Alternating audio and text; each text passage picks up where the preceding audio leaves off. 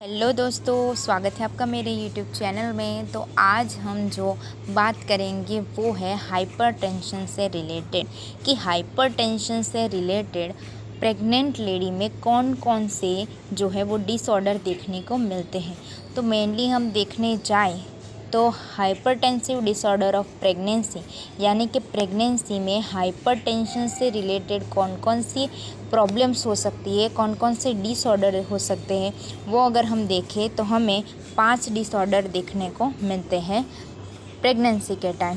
पहला है gestational hypertension. Gestational hypertension जो है वो हमें 20 वीक के बाद देखने को मिलता है। इसमें 20 वीक के बाद जो बीपी है वो बढ़ जाता है, बीपी वो जो है वो इंक्रीज़ हो जाता है। लेकिन इसमें क्या देखने को नहीं मिलता है कि प्रोटीन यूरिया नहीं देखने को मिलता है। प्रोटीन यूरिया इसमें देखने को नहीं मिलेगा, यूरिन में प्रोटीन इसमें नहीं होता है। तो गेस्टेशनल हाइपरटेंशन में 20 वीक के बाद बीपी बढ़ जाता है और इसमें प्रोटीन यूरिया नहीं देखने को मिलता। अब सेकंड देखेंगे प्री एक्लेम्शिया। प्री एक्लेम्शिया एक कंडीशन भी हमको आफ्टर 20 वीक्स देखने को मिलती है, 20 वीक के बाद देखने को मिलती है। इस कंडीशन के अंदर जो है बीपी वो बढ़ जाता है, कहाँ तक जाता है तो 140/90 mmHg।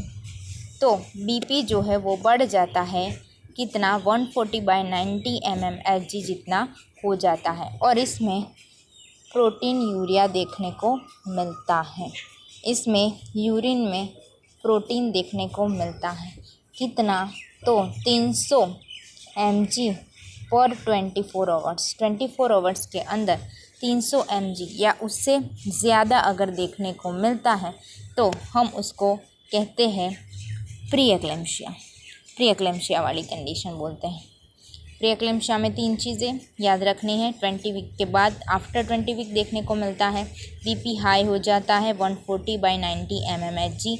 प्रोटीन यूरिया भी देखने को मिलता है अगर 300 mg या उससे ज़्यादा 24 आवर्स में अगर प्रोटीन यूरिन में देखने को मिलता है तो उस कंडीशन को हम प्री एक्लेम्शिया बोलते हैं। प्री एक्लेम्शिया वाली कंडीशन जो है इसमें प्रोटीन लॉस होता है, जिसकी वजह से लीवर, किडनी ये सब डैमेज होने के चांसेस है और बेबी के ग्रोथ को भी अफेक्ट करता है। अब देखेंगे एक्लेम्शिया। एक्लेम्शिया भी कंडीशन ऐसी है जो आफ्टर 20 वीक देखने को मिलती है और इसमें प्री एक्लेम्शिया भी होता है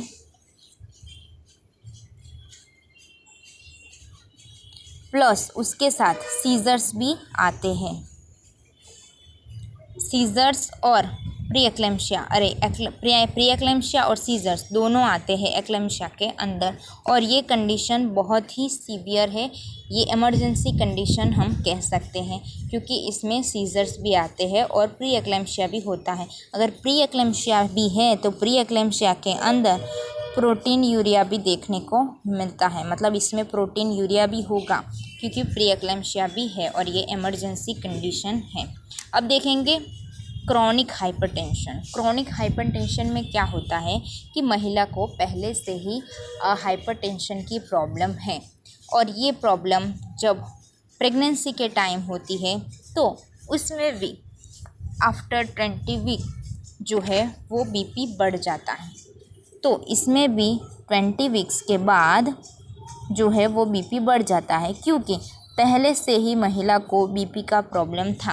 अगर पहले से ही उसको बीपी का प्रॉब्लम है तो ये कह सकते हैं कि उसमें भी प्रेगनेंसी के टाइम जो है बीपी बढ़ सकता है, 20 वीक के बाद बीपी बढ़ जाता है।